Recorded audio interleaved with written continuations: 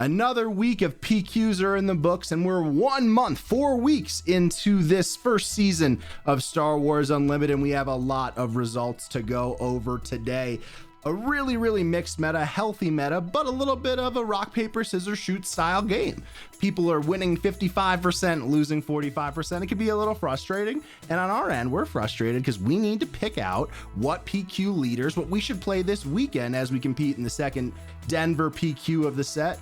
We'll go over it tonight. We'll talk about some news, some notes, the second battle of Atlanta, the Bothan Beattle, whatever we'll call it. Well, that's where we'll be. We're going to talk about it all tonight. I'm Jordan from the Colorado Cantina Crew, and I'm joined by Sharkey and Kyle. And unfortunately, Sharkey won't be hitting the battlefield with us this weekend. So today, you'll be a little bit of the impartial observer, trying to help Kyle and I decide what leaders to play. Exactly, yeah. It'll be good. How's everybody doing? Yeah, great. Excited to get to play again this weekend.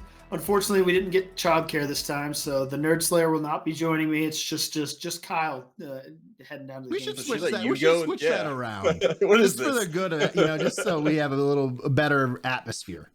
It'll be good for everybody. We should get the good guy there instead of you. Yeah, okay. I'll tell you what. I get my other 50 points, and she can have all of them until she gets her way in. All right. So timestamp 1 minute and 20 seconds into the show. Jillian, there's your note, so we'll save it forever. Okay, so a lot to talk about. We had a lot of PQs each week. It's more and more. We just had our first PQ 2 weeks ago, and it's really a jam-packed. It would be kind of nice to be spread out, but beggars can't be choosers. Some just great stuff this weekend, right? I mean, the meta kind of stayed relatively constant. We had the limited PQ, which I got a chance to commentate on the late night channel. That was really fun. 128 people for that one. So I think some good momentum heading to that little teaser. We'll talk about the limited sectors getting announced in Philadelphia at the end of the show tonight.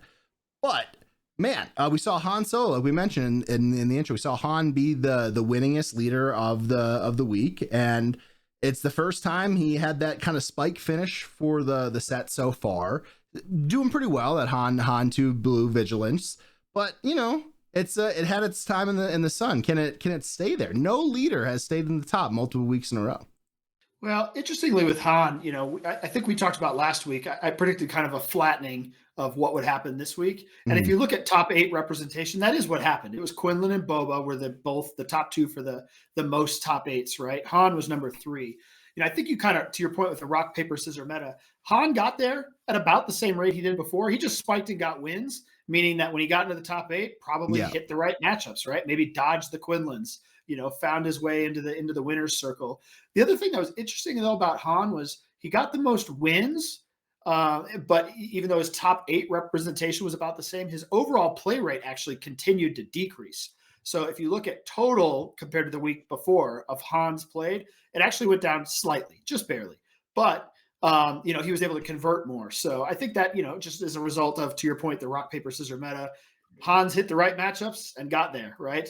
The other part that, is probably part of that was maybe the rise of Sabine. Sabine had the second most wins, right? 3 wins. There was a lot of Sabines out there. The Sabine play rate went up. Well, what's bad for Sabine in my experience? Han, right? So if a lot of people started showing up with Sabines, then maybe those Hans got to feast, and that's why we saw some of them pop to the top. What do you think, Sharkey? I do wonder though, just real quick, I think you were seeing Sabine pop up in a place where you wouldn't expect her to, right? Like, it's not so great in the Boba Data Vault. They have those big space units that are challenging to deal with. But we've seen a lot of innovation from the Sabine players running like bigger ambush units in space and a lot of cool builds. And I think some of those space heavy builds are doing better into Han 2 Blue than the traditional, standard thing that we've come to know. Yeah, I was going to point out that Sabine's conversion rate actually from both into top 8 and from top 8 to wins is pretty much the highest I think it's been in a long time. I don't think any of us thought she was poorly positioned, but to be able to spike 3 different tournaments this weekend, as well as have a decent top 8 conversion rate, the Sabines have figured something out. So that was the one big data point that stuck out to me from last week, is that there's a lot more Sabines floating around in the top 8s, and instead of just floating around, they're showing up and winning against what was probably not the best meta for them previously. So something's working this time. So we have this great tool here, right, at Swoo Base. This is a new data view they added this past weekend, and this is the week-to-week total trends, which basically show how someone's being played, and then you could follow the trend line down to current day. Week 1 on the left, week 4 on the right. And what we're kind of seeing is that Sabine is just on a straight up trajectory, which is really interesting to see as the weeks go on. That makes sense. In my view, there's 2 reasons for that. If the Han play rate either slightly goes down or stays where it is, Han can be a gatekeeper for Sabine in some ways. So he's kind of, flattening there. So it gives Sabine more of an opportunity because you don't have to be as worried about the Han.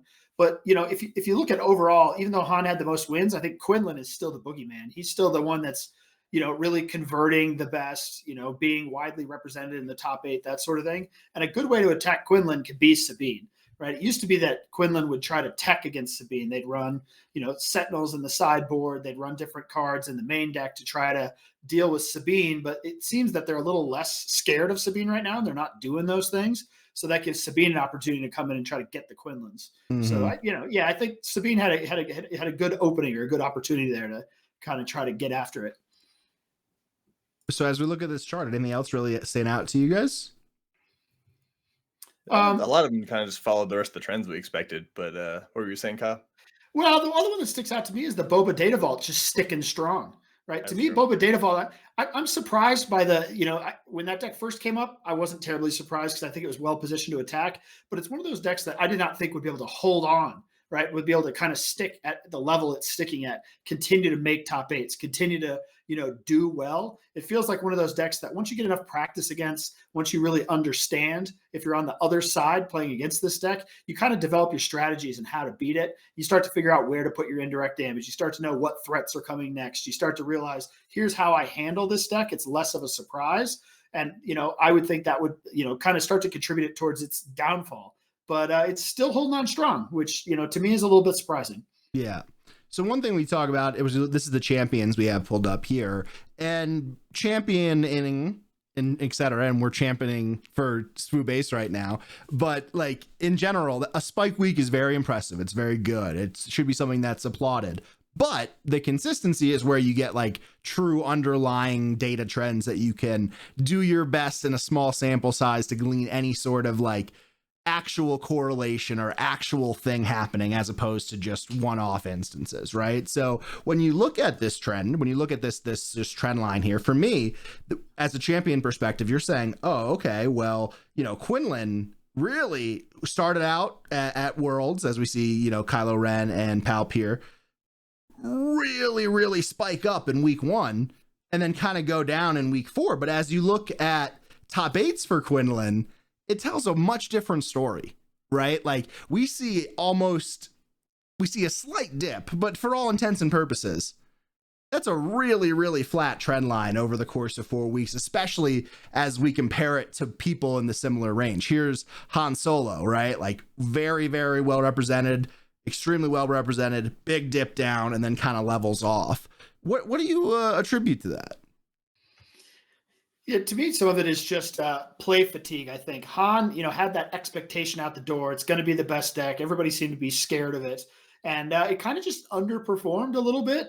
And I think people kind of got off of it, right? And then since then, to your point, before this week, it still was not really performing at kind of the top level. It wasn't at the Quinlan or the Boba Data Vault Yellow from results, or Boba Data Vault from a results perspective, right? And so I think some people who have gotten off of it maybe have just stayed off of it.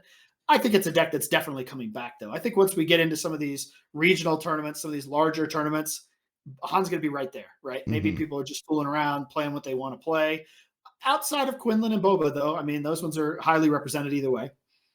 I think in this case also, especially with Talzin, you see it more with Talzin, but I think Han has a little bit of the same problem. And problem may be the wrong word, but maybe same reason for some of the drop-off is that a lot of people originally, I think there's more nuance to playing the deck than they thought. It's not just jam, force unit, play, force throw, right? Like there's a little bit more to it to try to win with Han. And so you see a lot of people who pick up the deck and can't quite get over into the, the top 8s. They'll get close because it's a strong deck, but they can't quite pilot it in a way that isn't just jam, force throw, right? I think Talzin, you see a much bigger difference with that because that one, I think, is a little bit harder to win with. But if you know what you're doing, it can be very strong.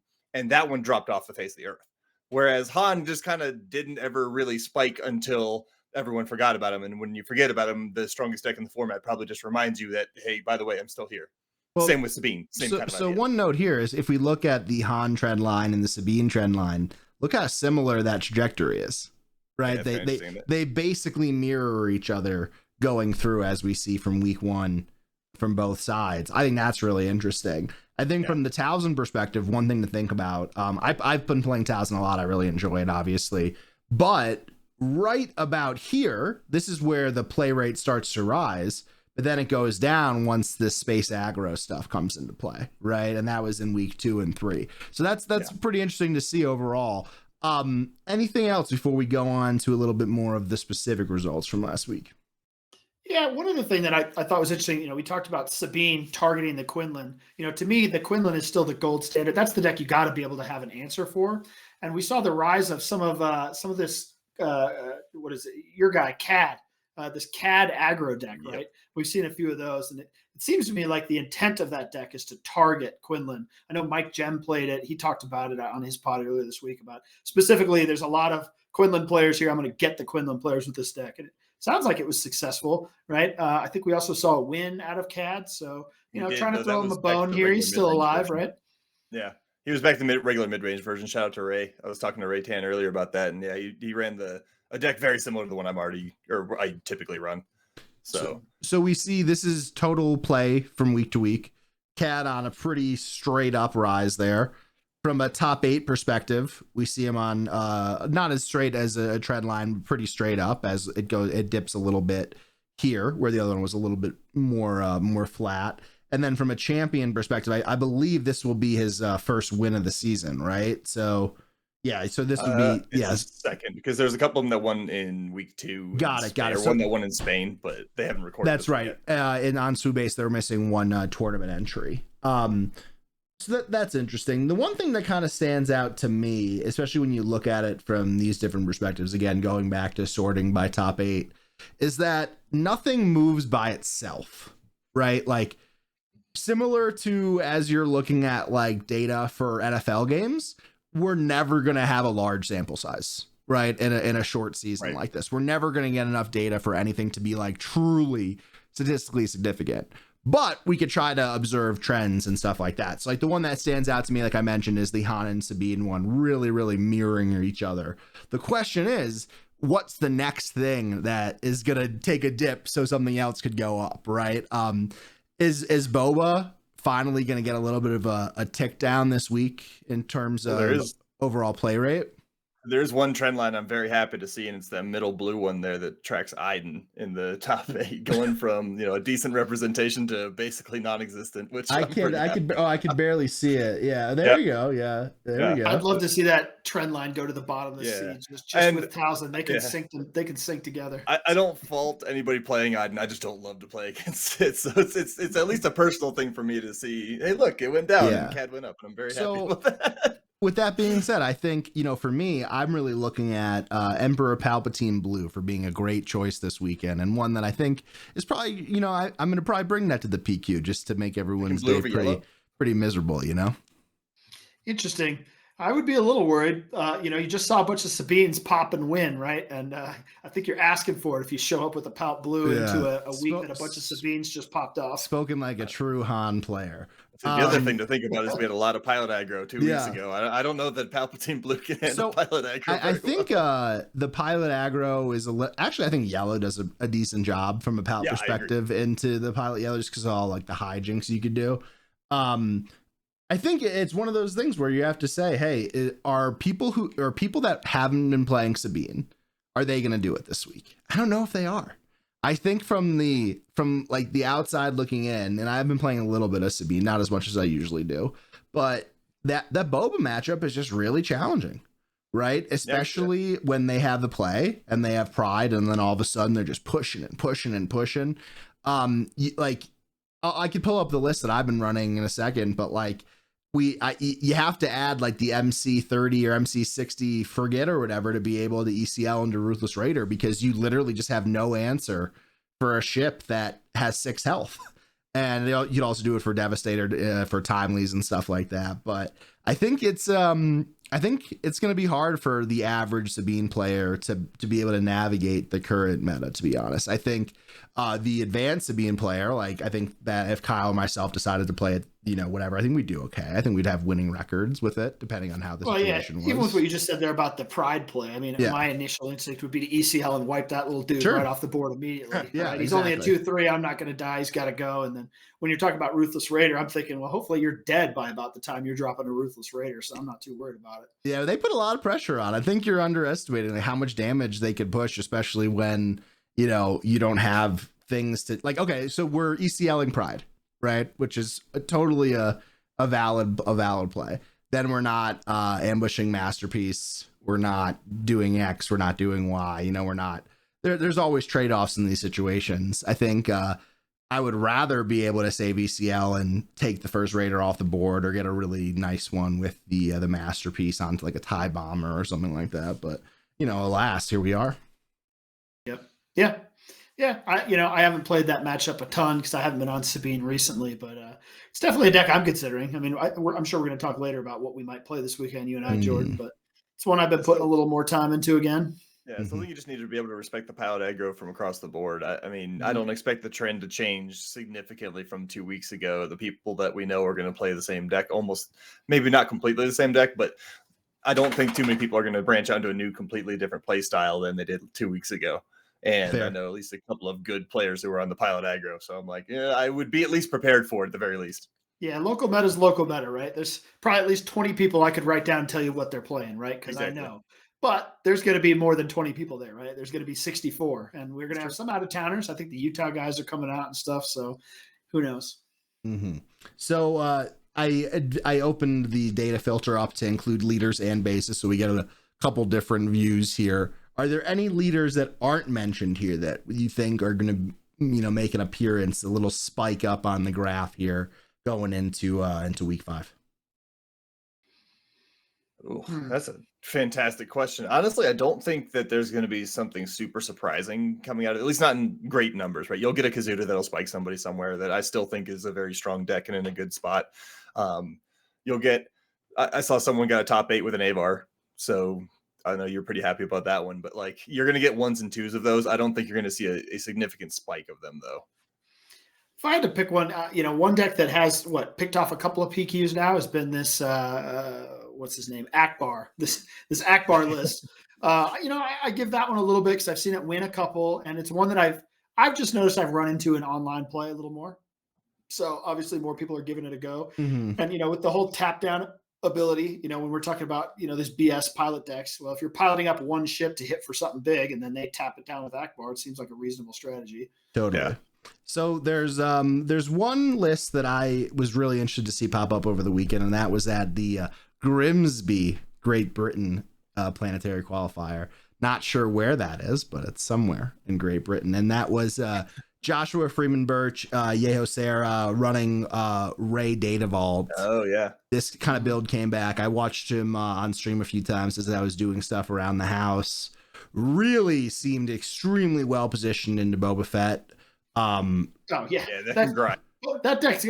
to be an unwinnable matchup for Boba Data Vault. Yeah. Right? When they're dropping Moisture Fimers, they're dropping Owen, they've got Ray Restore. They're like, sure, I'll put all that indirect on base and heal it off every turn. Good luck. Yeah, he was also running the Grappling Guardian and the Graceful Purgle in the sideboard. So like a lot of really cool stuff here. I really enjoyed the build. Obviously, Yeho Serra, a great player from Enigma. Always well represented in the results there, but I think people love playing this sort of value engine deck. I think we saw Ray Data Vault hit the scene 1 week last set, and then next thing you knew, boom, everybody was playing it. You got those little weenies everywhere. Everybody's going to time, grinding their games out because of all the restore. But yeah, this seems, if I had to pick one, and I know Han is well positioned into Boba, et cetera, I can't see a way in which Ray Data Vault isn't the best position into Boba. The question is, will Boba be the most popular deck going into week 5? Han into, I'll say with Han Blue, I played 3 Boba Data Vaults in RPQ. Mhm. I won all 3, but all 3 times I played against it, my opponent said, I feel really good into Han Blue. I usually beat Han Blues, right? So I think the Boba decks think that the Han Blue matchup is at least winnable. That Ray Data Vault matchup, I saw that on stream a couple of times. That game is over by turn 3. Like, you don't even need to play. Yeah. Like, you got nothing. Yeah. I mean, you bring up a good point there too. I was actually just talking to my buddy Swanee the other day, and he's talking about playing Ray Data Vault, and I'm like, that's an interesting one I hadn't thought of in a while. So I could absolutely see it making a spike. I don't know how big of a spike it'll make without a result or two at first. It might take 2 weeks for it to show up, but I do Freeman think Birch got second. So that's kudos to him. Great job. He ended up losing to a Han 2 blue. But yeah, really interesting overall. Any other other predictions? I got one more for you guys if you guys have no other ones. Hit me. Yeah, I'm expecting to see kind of a continued flattening of the meta. If I had to predict one thing, I think Boba Data Vault will start to go down, but I would have said that the last 2 weeks and it hasn't happened. So we'll see. I think it might be like that lag. It's the last week of summer. People are too busy. They have families, responsibility. Who knows? I think a deck that I'm really high on for this week. I think Palp Yellow is pretty live. I do.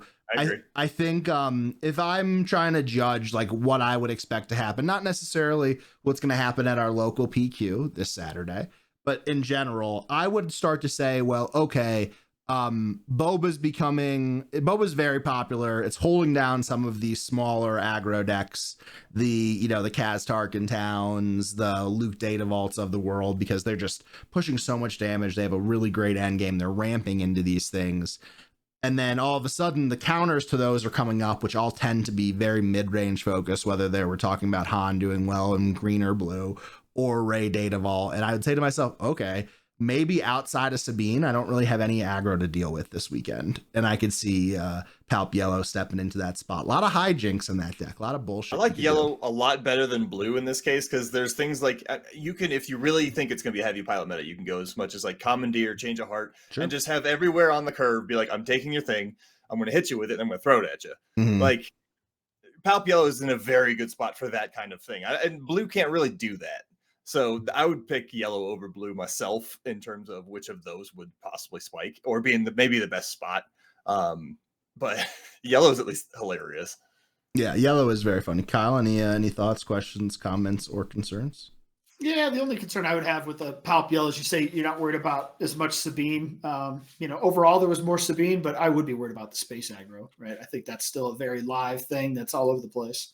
I don't expect that to go away. So one of the things that I notice, especially playing Kaz a lot, is that sometimes Kaz could really struggle into to do 35 damage, to do 33 damage. Mm-hmm. And the data, it's not the biggest field, but I'm pretty sure I'm trying to pull up and scroll over as I'm talking here. But Palp Blue, I think, actually does better into those types of decks because it's so much more HP and so much more time to get towards the end game, where I wouldn't be surprised if it, like, I know personally, just my experience, when I'm sitting down playing Kaz into a Colossus 35 control build, I don't love that. I think it's really challenging. Power of the Dark Side's a problem, right? So Palp Yellow doesn't have that. So you go ship pilot, and they go cool power, right? Like that, you don't have to worry about that against Yellow. Mm-hmm.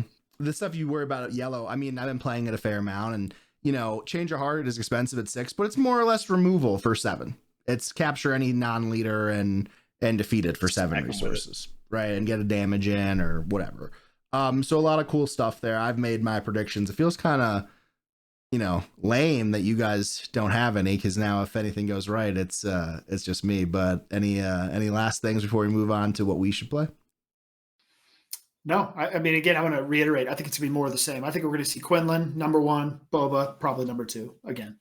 Sharkey? I think the numbers will decrease a bit and it'll become even flatter than it was last week. Like I said, like it's slowly coming down, the Boba and the Quinlans. I think it's going to keep doing that, and there might be a spike or two here and there, but for the most part, you're going to see a smattering of leaders take down PQ this weekend. Yeah, it's I mean top 8 representation, right? Boba and Quinlan being the most represented in top 8s. So there's going to be spike wins. You're even those right, have come down. Like those numbers are starting to decrease slowly, and I think they're going to continue to decrease. I think Han might increase a little bit, but I think for the most part, like the percentages we're seeing in terms of representation are going to be relatively stable. Yeah. You'll see a Palp win. You'll see maybe 2, right? Sure. You'll see a random CAD win, an Akbar win or whatever. But the overall chunk of representation, I think, will stay about the same for the top 3 or 4 decks. I think, just closing up on my end, I think we're going to see Quinlan stay flat or even jump up a little bit because they're excited to see Han do well. They want that matchup. And I think that happening is going to cause Boba to go down, which Quinlan doesn't really want to see that matchup that often. I think that one's a little bit more 50-50 than the Han matchup is. But yeah, my prediction is that Quinn stays flat, even jumps up a little bit, and we see Boba and Han go down a bit. That seems fair. Cool. So, Sharkey, what should we play this weekend? Well, obviously, I'm going to say you guys should both play Cad Bane. Okay, I don't have it built, but I think that's a great segue to promote our midday matchup that we have coming up on Friday with Kyle and Jillian, and they're playing Cad Aggro, Cad Weenies, as they're saying, and Quinn Tarkendown. Yeah, so actually, real quick, if Quinlan does jump up in numbers like Jordan predicts, that might not be a bad deck for the weekend. Yeah. I put together Mike Gem, Bobby Sapphire's build, the aggro CAD that he took. He mentioned that he was specifically targeting Quinlan, so we're gonna play it out. Jillian's a CAD player, has been historically. I'm gonna pilot Quinlan. We'll see if I get wiped out. Please make sure you give her at least a warm up game because that deck is very different than normal CAD. We're gonna play some a couple nights before, right? So Yeah, up in Augusta, Maine, we had the KTOD Gem brothers and some guys from Mythic Force. Really solid field. Pretty mixed, right? We saw Palp Yellow make the top 8. We saw a couple Kylo Tarkentown. This Han Blue that seems to be spiking up. The Han 1 Blue, very fun deck to play. So yeah, really good field there. I like the Han 1 Blue. I played that on midday matchup, well, my own version of it anyway, which was pretty close to that. Although the winner there, that was a Kira, right? I grabbed that deck list and put it together. There's some interesting stuff going on. I've always had love for Kira, so I've been playing that a little bit this week too. I do like the turn 1 Night Sister for card draw. Mm-hmm. I mean, there's some new stuff that helps Kira. We just haven't seen her played as much. Yeah. So, Sharky? No, I honestly, what are you guys practicing right now? The practice thing is probably my biggest factor on what I think you should play each week. I don't really care what the data says. Play the thing you're most practiced with. And I know you've been working on Palp Yellow, and if you're going to pick a Palp deck, I vote yellow, but I'm biased because I like the yellow one a lot better. It's a lot more fun. Kyle's probably going to play Hantu Blue again, but that's not necessarily bad because he's just stacking points every week he does it. So it's not a bad thing to do, but tell me I'm wrong. You gonna play something different this time? Is that all you're practicing too, or are you practicing something else right now? Yeah. So my first goal of practice was I got to figure out the Quinlan matchup. So I was trying crazy stuff with Han Blue. I was trying lightsabers. I was trying Asajj. I was trying Obi-Wan. I was trying all these different things that people have put together that they think theoretically helps that matchup. It helps it a little. I don't think it's, if the Quinlan draws correctly, in the right order, it's still a very difficult matchup for Han Blue, right? And if I'm thinking there's going to be a lot of Quinlans, it's probably scary to play Han Blue. I mean, that's what took me out of the top 8 last time. So what is it about Quinlan in this case that does that? What gives it such a early board control, keeping you off the force, and then hand control, right? The way it goes is they'll kill or take out your turn 1 play, so you can't get the force going into turn 2. They'll try to keep you off the force. Now I can't draw with Kiadi. They're playing, hand control, hand hate. They play what's her name, Kira. Name something that I desperately need to play. It's just a very challenging first 2 to 3 turns, and then you've lost board control, and you're trying to chip back while they're kind of beating your head in. So it's a very challenging time. And by the time you get back to it, that's when Han comes down. And that's when Depa comes down, and then they just. You start to stabilize, and then they smack you with the Falcon and kill you. And you're like, I was right there towards taking this game over, and then they just get you. Mm-hmm. So, because that matchup's been challenging, I've been bouncing around. I mentioned Kira. I saw Kira get a win. I love Kira. I started playing a bunch of Kira. I started messing around with Kylo, both Data Vault and Tarkentown, because I had those built. And then I just started to kind of default back to Sabine, right? So I'm like, hey, if I want to attack Quinlan as a Quinlan player, what am I afraid of? Historically, I've been afraid of Sabine, right? So I'm like, maybe I'll just be that guy. I'll just go get the Quinlans with Sabine. So, when I'm online, it's my comfort zone, makes me feel better, get a few wins, and when it's rolling, it's rolling. So in the past when I've decided to bring Sabine, it's just because I've been on a roll with it lately. So we'll just roll it right into that PQ. So we'll see where it goes. Have you been playing any of like the bigger space units for Boba, or just haven't put enough refinement into it yet? No, I mean, I find in the Boba matchups that I've run into, I've found that I'm basically racing them from the ground. And that, when I want to go to space, it's just with like a Sabine's masterpiece. I just want to pick something off and then they have to answer the masterpiece, and I'll either, ECL it out or timely it out. But yeah, it's kind of just early. I mean, I think once it gets to mid to late, I've abandoned space and I'm just trying to win from the ground. Mm-hmm. A couple interesting pieces of Sabine tech I saw over the weekend. Somebody won a PQ or came in second, was running outmaneuver in the sideboard, which I thought was pretty interesting. Yeah. Yeah. Out of aspect, and they're just tapping down space. You usually see it the other way around. That's pretty fun. Another thing that I've been having some success with is I asked myself, what are the things that I'm pretty annoyed by when I'm playing Sabine? Like, what are the things I don't want to see? What would the answer be? The things that you're annoyed by? That I don't want to see. Yeah. Capture can get annoying. That little capture shuttle, right? Let's see. Restore, massive amounts of restore. Waylaying my K2, things that kind of slow me down. Cheer it. The ones that I have control over, I was thinking it's Churret, it's the daughter, it's some really big pilots. The capture thing's annoying too, but like, if someone suits up a big Falcon and you don't have a way to defeat the upgrade, you're probably gonna lose that game. So I've been messing with Take Captive and Traitorous. And those are interesting. And the Traitorous has been great for the space matchups. Like somebody put something onto a hauler or a Falcon, like I mentioned, and that was a couple weeks ago when I was like actually thinking about playing Sabine at the last PQ. Where like space aggro was everywhere, and I was just like, can I get this to work with Traitorous? Traitorous was actually pretty good. Take Captive, not as good, but obviously you can't Traitorous a Churret, which is the other really big option or big opponent to deal with. A lot of people have been running OC Sobak. I thought that Take Captive was just like a little cleaner. Yeah, I'll say the Traitorous, when I put together the Kira deck after that guy won, I did end up playing a couple Traitoresses, and sometimes it just wins the game, to your point, right? Like, on the spot. I ramp on turn 2, I hit 5, they put a pilot on something, I grab it, we're done. That works out pretty well. Yeah. So on my end, I've been playing a few different things. I've been really enjoying Han 2 Green. I've been enjoying Palp Yellow, and I've still been really enjoying Towson. I think outside of the space aggro, I could basically battle in any game I'm in. Played it last night a bit, had some fun. I think Han Green is probably the most likely of what I might be playing. But Palp Yellow has been really cool too, right? Like there's so much interesting stuff that you could do in Palp Yellow. The Legacy run was such a big addition to that deck. You have to deal with a couple Legacy runs a game. It's really challenging. I haven't spent as much time as I would like refining it yet. I've just been playing a list from a couple PQs ago. But yeah, really fun deck overall. A lot of hijinks. That's the way I would describe it. Like there's a lot of just like random bullshit you could do that could be really frustrating. Yeah, I just assumed you were on Han Green because that's all I've seen you playing. But I think it's a strong deck that fits your play style. It just hasn't been for me. I watch you guys play it. The team likes to play it. Obviously, the team got a win with it at the last PQ. Makai did well with it at Worlds. Just every time I pick it up, I need my baby blanket, man. I need my removal. When I play a deck without it, I have removal. That's the thing. Like it just costs a little bit more. You still have it. You get bad removal. I don't like it. You don't like Fell the Dragon? You're playing Fell the Dragon, like not for 6. I'm not. I don't, that's what I mean. I've been messing around with Force Lightning. Obviously, it doesn't turn on Anakin, but who cares, right? Like it's still a good card.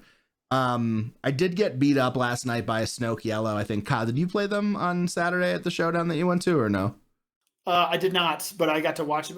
The Snoke Yellow that won our local showdown felt a lot like... It was an 8-person showdown, just to let everybody know. Yeah, Kyle, felt a lot like... Don't brag about any top 8 or top 4 or whatever.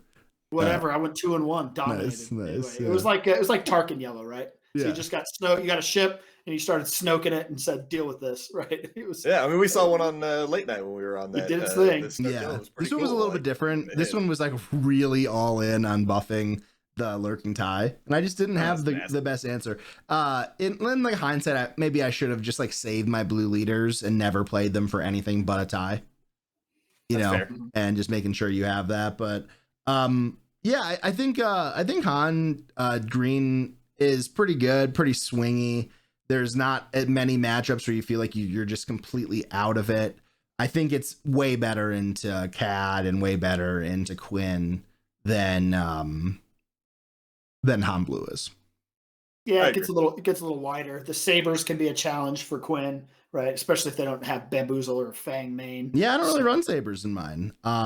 It's just like you're just getting a lot of health, and a lot of health in the late game units. You just drop bomb after bomb after bomb that no one else can seem to really answer unless they're running blue. Yeah, like Sharkey came over on Saturday and we got some great testing in, and Gunji was huge to start versus Cad specifically. Like if there's no question that Gunji is the best unit to play in that matchup, probably in Quinn too. Yeah, and Quinn they have the land speeder though, so they have a way to just well, you just pass there, and like you make them play first. And I think versus Han Green, like it's interesting. I think it's a good conversation to have, but I never felt super comfortable passing and not playing a unit as Han Blue. With Han Green, I feel much more comfortable with having the onus put on them if they want to not have especially a turn one play or not. Yeah. Yeah, it's interesting. I feel like anytime I pass into Quinlan, they go cool claim and they immediately slam down the guerrilla soldiers, and I'm sad. Yeah, I don't think they do that as much versus Green because the Green top end is so much harder to deal with. It's I don't know if I'm not saying it's better. I was like careful to differentiate through it. It's just like there's more units that spur playing other units. So I think Quinlan is pretty well equipped to deal with Luke Skywalker. One unit a turn if you're just playing Luke, if you're just playing Mace, if you're just playing Anakin. But I think these decks start to struggle where you're playing home one into Obi, you're playing Kelleran into Hammerhead, or et cetera. God forbid you're doing like home one into Kelleran into something else. Like I think that's like the difference. I'm not sure if it's better or worse. It's just more vast. And in this case, the early game counter, I think, like from Han Green specifically. So I've been doing something similar with Kit, and it doesn't shade it out the same way. But Han can just play on turn 2 after they've done the guerrilla soldiers. Just play Obi-Wan for 2 and force throw immediately. Sure. Or they can play Obi-Wan for not 2 and block the guerrilla soldiers that they don't really care that get in the way. Like at all points, you end up with a unit and they have none. And that is not a good spot for Quinlan to be in going into resource 4, where Han suddenly has a force unit on the board and can start dropping bigger stuff than you can drop the rest of the game. Yeah. So I think Han's actually Han Green in particular is good to go the pass route into specifically Quinlan. Yeah. And the Cad player is just not going to pass. They're going to play something. Absolutely not. The matchup data shows Quinlan favored into both Hans, so maybe Han Green is a little better, but I think it's still unfavored. Well, I think one of the part of the issue with Han Green is that twofolds. I think our team has been playing a little bit different of a build than most people. I think our builds are significantly more space heavy from that perspective. And I also think that there's just like a lot less matchup data to go off of. Right. Like we spoke about earlier that we're never going to have a good sample size for this data. We're never, ever going to have a good sample size for Han Green compared to Han Blue. Right. I think that's part of why obviously you're trying to play a deck that has a good power level. But I think that's part of the reason why the momentum for top decks is always pushing up from below, because the data is like more trustable. Right. Like it's harder to say I'm right and the data's wrong when you're getting hundreds of matchups compared to 40 matchups or 20 matchups or 10 matchups. Right. Yeah, I've been enjoying Han Green a lot.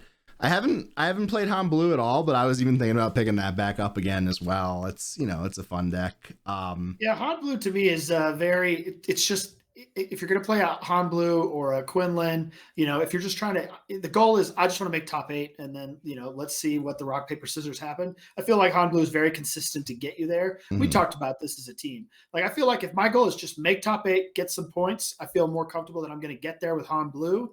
But if my goal is I want to win, I want to spike this, Han Green is probably the better choice, but you could also flame out and not make the top 8 at all, right? I think that's, it's a lot more top endy or spiky than blue is just consistently across the field, right? So like, we talked about it earlier, but I've been able to top 8 2 of them now. I've got half my points. So I'm kind of doing the like, I'm not necessarily going for the spike win. I'm going for the just want some more points. I just want some more points. We'll get our 100, right? So maybe that's part of deck selection as well. Yeah. So, I mean, I'm pretty confident in my ability to accrue, for me, 75 more points in the next 10 calendar months, right? That's the way that I'm looking at it, right? So I'm not looking at it as much as trying to grind X amount of points per set. I'm looking at more like situationally, where am I equipped to take advantage of the current landscape and situation? And if so, should I do X or should I do Y? Right. I think that each set, like we're probably going to end up competing in anywhere from 2 to 4 PQs a set for the next, 10 months. Yeah, I think that's where we differ a little bit sometimes. I always want the more consistent deck, and then hopefully I'll hit a top 8 where I hit the right matchups and we get our win, right? Whereas I feel like you tend to go towards the maybe a little more polarizing option to try to spike something. You know what I mean? I'm definitely a spike player. I think like for instance, like at sectors in Denver, I started out 6-0, right? Like those are the situations that I kind of do well in, right? Whether it's that or I don't like grinding out I don't want to be a victim of variance. I want to be the person who gets the variance, right? But that's just how I am in a lot of things. Yeah, Pop's another one that I've been messing around with. Like I said, I don't love the Sabine matchup, but there's never any Sabine players around here, really. There was like 3. There are just 2 of them are on the show right now. Fair. If you guys are playing something else, there's none left.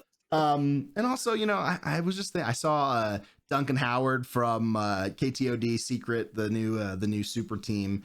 He brought out an old friend of mine, which I was really, really excited to see, and it reignited a flame within me to ruin people's afternoons. So I was thinking about maybe you bring out Boss Blue. And have a good time. Jeez, yeah. You go join the Iden players in hell. Yeah.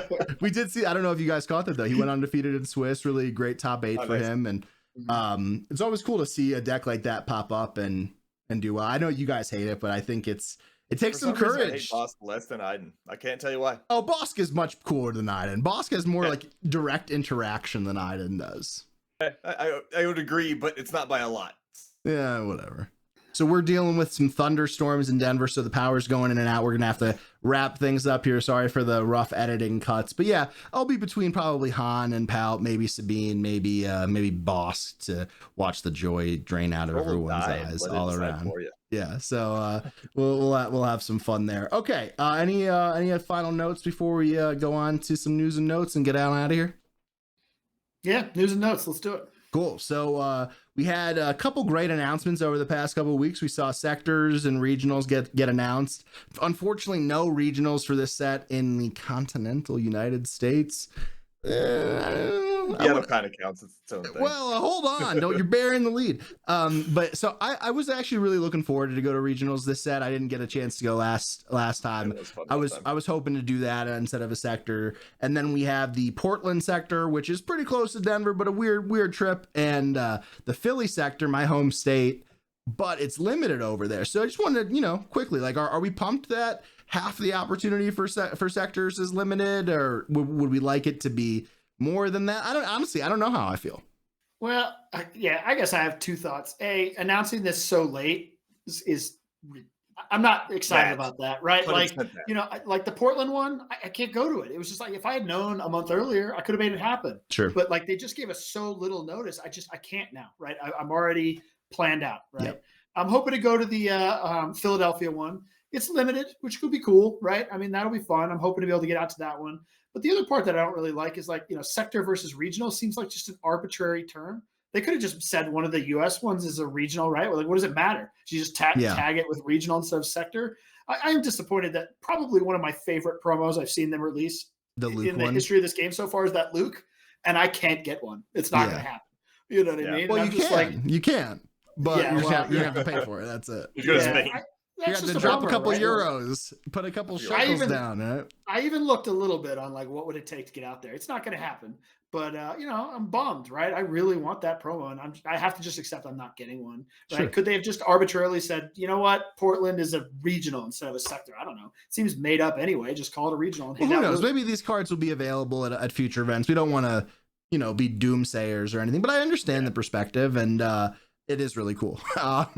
So Yeah. I like limited. I probably like limited the middle amount on this call, right? Yes. I like it more than Sharky, probably less than Kyle. I love it. The things I don't like is just like it takes so much freaking time. Like I said, I commentated the limited PQ in Chicago first round, and the meanderment period where Jeff and I just got to chat for an hour about anything. It was a really great time, but I think they got out of there at like 1 o'clock in the morning, maybe 12 o'clock at night. Maybe I'm being dramatic because at night I tend to do that. I don't think you are. But it was a long late, So I think that's something that needs to be thought about, the logistics of all of this, like how long the verification period takes. If you guys don't know, real quick, we'll go through it. Like you open your packs, you have like a partner you sit across the table from. You have a form to fill out to verify what cards are being opened. They get like signed, sealed, and delivered or whatever, and then you start your building period, right? And then you have another hour later in the day for drafting, and then another building period of verification. I believe. I'm not sure how the verification works for the draft period. But Still, I guess a lot of stuff. They have to do that because these are regular packs, right? Like I've played limited in other card games before, and they had a special run of packs. Like when you open the packs, every card had a stamp on it that said, I don't know, Chicago Regional or PQ or something on it, right? So you knew those cards only came from those packs. So you couldn't like try to slip. So that was what I said when I was talking to Jeff about it, because Jeff has experience at more like Magic events doing that. Yeah. And he basically explained that the labor involved in that is very heavy for a local store to have to do. Right. Yeah. I think that's something that will happen at, these larger events. It might even happen at sectors. Who knows? Right. But I can understand not having like the judges, because the store employees, typically they're not involved in this at all. It's the judges who are the labor for that. And it's a pretty long day already. So I can understand. But personally, if I wasn't going to Atlanta for the Beatle 2 in November, I might be more into going to Philadelphia just because it is my home state. It's close to where my parents live.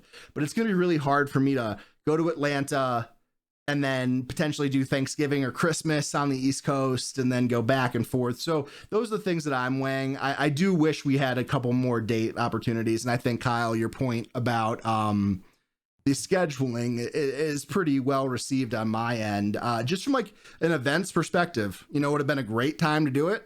When you're in Vegas, you have a captive audience. Everybody's waiting in lines. You have big groups of people listening to what you're talking about. And you say, hey, we got this, and this. We got PQs coming on this day, sectors, regionals. And next year, right back here at the Venetian, just would have been a perfect time to do it. It was a missed opportunity. I don't think it's unheard of for them to be telling us what all the sectors and regional dates and locations are for next set. Sure. Next set's not even out, but I should know when those are going to be right now. I'm going to mention the same thing. I don't want to belabor the point too much, but like those announcements should have been the next set announcements, and we should have been months ahead knowing it. Like, I know we're all hitting the same points here, but like, frankly, it's that big of a deal. They should be. This needs to get fixed, and I mean ASAP for the life of this game. You've got a game coming out soon that already has announcements for regionals and world championships, and they know what the prize pool is, and like that game will take away players from this player base if they don't get their shit together. And I love this game. I'd like to keep this thing going, but like. From a gameplay perspective, I'm psyched. I actually am really happy they're doing a limited sector. I don't really know that I care as much about the fact that it's 50% of sectors for this set because we're getting like 2 sectors per set now. So like, all right, you're gonna have that somewhere. And I can't make Philly. I'm leaning towards making Portland if I can make either of them. But so it doesn't really affect me in that case.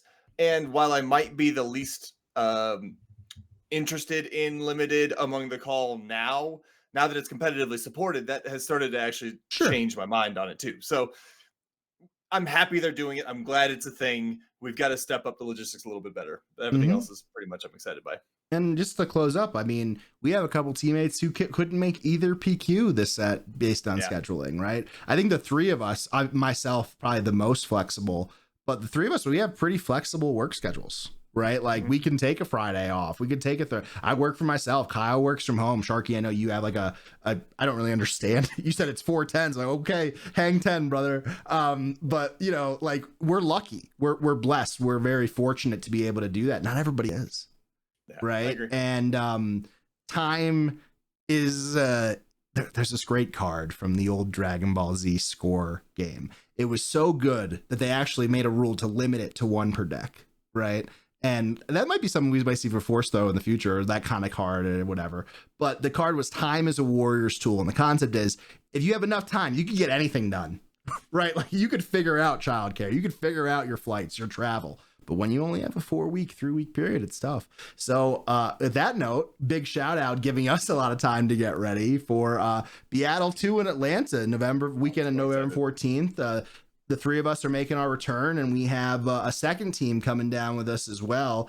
We haven't decided who's playing what, but the six of us are the three of us here, and then Makai, who was on the channel a couple weeks ago, Steve, who was on the channel a couple weeks ago, and Jeremiah, who was the aforementioned Han 2 green player. They got the PQ win at our last event here in Denver. Yeah, I'm really excited for it. It sounds like this event's just going to be even bigger, more exciting. 8K events. There's going to be a limited event on Sunday, right? Like I'm of course again most looking forward to the team event. I just thought that's a cool, unique, interesting thing. But I'm also looking forward to just playing until I fall asleep on the table in multiple events. So we'll see how it goes. Yeah, we got smart this time. Got an Airbnb big enough to actually play on the table that isn't wobbly. Oh yeah, we had. So that's the thing. Like we're ahead of the game time wise too. We already booked our Airbnb. We just got to figure out the flight and transportation situation. But yeah, I mean. I think the biggest prize ever in SWU is going to be awarded $2,500. I think it is for the winner of the ultimate Swiss pool. And just, you know, Cards HQ was a great place. But yeah, the Bothans were great hosts. And if you're thinking about going, jump on it, buy some tickets. They're available to the public now. I will say I didn't play in day 3. None of us played on day 3 at Galactics. But to this day, day 2, sectors, etc., that event had by far the biggest concentration of skilled players that I've ever been in. So I'm really looking forward to cut our teeth some more and get some really hard fought wins. And there's no easy wins. They're all hard fought. Yeah, the other part of it is the 3v3 tournament is still, I think, thus far my favorite SWU tournament that we have ever participated in. Yeah, great times. Out of any tournament, like I loved Galactics. It was a lot of fun. That 3v3 tournament was still my favorite of all of them that we've done. And I actually like the rules adjustments for this new one. So like it's a shared card pool now. So none of us we can't all run force throw. Yeah, it is interesting to think about, right? Like before it was more like who's gonna take one and play Django. Right, who's gonna be the aggro deck, and this is a little bit more complicated than that, right? Yep. So and then you have to have another deck for the Swiss rounds as well, right? So I'm excited. A lot of great teams, a lot of great people overall too, and I think the best news of it all, it's not in the spring in Atlanta. Yes. Right. So no pollen, probably a nice temperate climate. You know what I'm saying? But you got maybe like 65, 70 degrees, maybe if we're lucky. And no, I mean, to be honest, the pollen was miserable. I would say I'm not one to complain, but that's not true. But in Atlanta, man, like it was brutal in the spring, and I'm looking forward. It's randomly in the suburbs in Atlanta. I reached out to an Airbnb. I gave them an address. I said, "Hey, how far are you guys away from this address?" And they said, "Oh, 5 minutes." That's great. What's going on there? Don't worry about it. Mind your business. Right. So good stuff. I'm really looking forward to it. I really appreciate the invite. 2 years in a row means a lot to us as a team, and we're excited to get some of the other guys involved too. It's really, obviously we travel a lot, we go to a lot of events, and got a lot of great players in the team that we're excited to get out there into the universe as well. Yeah, get another fried okra mac and cheese and chicken sandwich. Oh, yeah, well, Jesus Christ. Maybe we'll take some more lifestyle content when we go there. So all right, a lot of stuff coming up here on the channel. Like we mentioned, we had the midday matchup. Kyle recorded a video, made some mistakes in production. We're gonna try to fix it, get it up for some sealed stuff there. It's the effort that counts. And then we'll be back to recap our PQ performance next week, and hopefully more points on the board, right? Hopefully if it's not one of us, it's another teammate. I think so far the past like 4 events, in Denver, we've had at least like 3 out of 8 top 8 people in every event. So I think just continuing to do that and continuing to push on there is exciting. So any final notes, any nuggets that we should leave to the individuals who are probably annoyed with us at this time to just close it up? Just looking for consistency, right? Excited to play, looking for consistency. I expect to see us there. So, and by us, I mean the team, hopefully populating the top 8. The collective. I'm just hoping you guys do it. That's since right. I'm out of town this weekend, but you guys got to carry it home. I believe in you.